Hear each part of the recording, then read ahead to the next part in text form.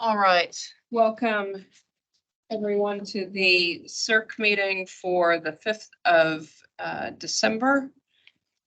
We will start with a Karakia. Chris, you want to take us through that? Whakataka taho ki te uru, whakataka taho ki te tonga, ki kinihina ki uta, ki mataratara ki tai, e huaka anati atakura, he teo, he huka, he hohu, ti hei, mauri ora. Thanks for that. All right, we've got a health and safety statement. Is this new? This is the new health and safety statement we've been asked to pop in front of each agenda. I'm not going to read it out each time because obviously that'll get a bit monotonous, so we'll just leave it at that. And if anyone's got any questions, fire away.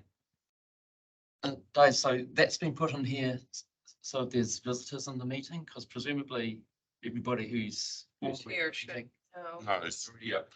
And it's probably like in this forum, it's not so crucial unless we had members of the public here and then we'd run through it. But for our meetings with externals where we have less frequent attendees, it's probably a bit more. Should that not have it when people sign in? I would have thought that was mandatory when you sign, because anybody coming in here who doesn't have the necessary credentials has to go through the sign-in process. Would have been easy to put on the screen there. Just interested in 3.A where it says do not use the internal lifts or stairs. So there's external exits. But do not use the internal lift or stairs. So if you're on the second or third floor and you can't use the lifts or the stairs, how do you get out of the building? The external stairs. At the window. We've got external and internal. Internal lift or internal. Oh, yeah, sorry, the internal. As opposed to external. Yeah, External stairs. We could add the word Interesting. internal there because that's good spotting. Well, evil eyes. So, And all right. I'm pleased I don't have to call it out because I cannot say Defibrillator. Nice. All right. Hey, thank you for that health and safety statement. Much appreciated. Apologies. We've got apologies from Councillor Marr and Councillor Downard. In attendance, we've got myself, Councillor Clarkson, and Councillor Hughes. And Robbie Coxon. And hi, Robbie. I see you online there. And we've got Paul Loof as well. Hello, Paul. Morning, everybody. Merry Christmas. Merry Christmas. Yes, we are in December. We can start with that, can't we? With Merry Christmasing. Okay. Oh, so do I have a mover for the apologies? I'm happy to move. And Councillor Hughes is the second. All those in favor? Opposed? Carried.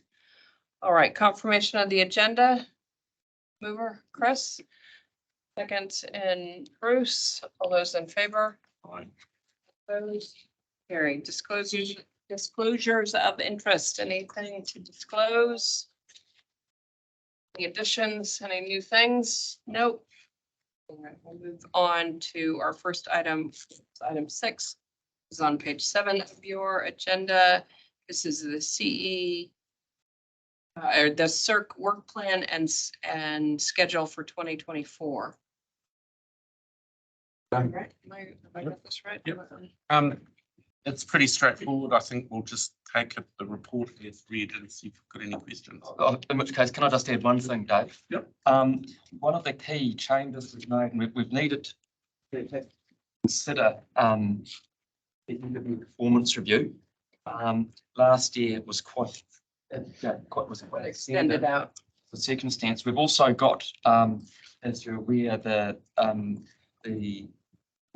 advisor contract needs to be reconsidered, and at the moment it goes to the end of June. So the proposal that was put here is that to complete the performance review before the end of June, the alternative would need to be that, and this is equally as possible, that would need to extend Paul's contract because it's it would be, you can't, in the event you changed a contract provider, it wouldn't be appropriate in the middle of a performance review.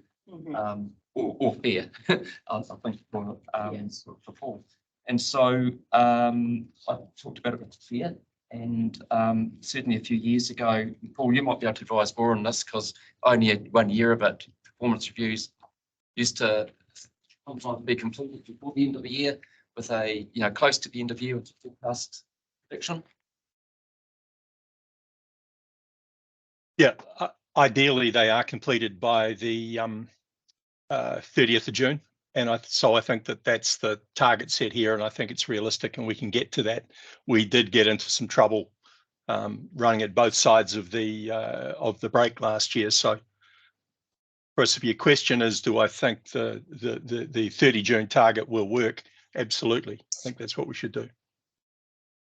Right, and Chris and I have had a number of conversations about this, and I certainly support us progressing it so that we've closed it off by the end of June. I think it's just important that our timing is a bit sharper than we were last financial year. And that's just about showing good consideration as an employer of our chief executive that we're providing timely feedback and that it's appropriate for the timeframes and the KPI setting going into the next year as well. So. All right, are there any questions around that work program? No. If not, can I have a mover that we receive? Sorry, Sorry, Pamela. Yeah, I yes. got one comment, and that's the 1st of October meeting next year. The section or the element of that meeting, which is report on succession key role planning, is scheduled to be in open. I think it should be in public excluded, because it can include a conversation about individuals and how ready they are to step up into, for example, a tier 2 role. So the committee needs to be free to discuss individuals with Chris, and that's difficult and open. So I suggest that changes to PECs. I certainly support that. You found that reference? Yep, we've noted that down. Okay, so receiving the report and adopting the work plan and schedule. Do I have a mover? Bruce? Yep.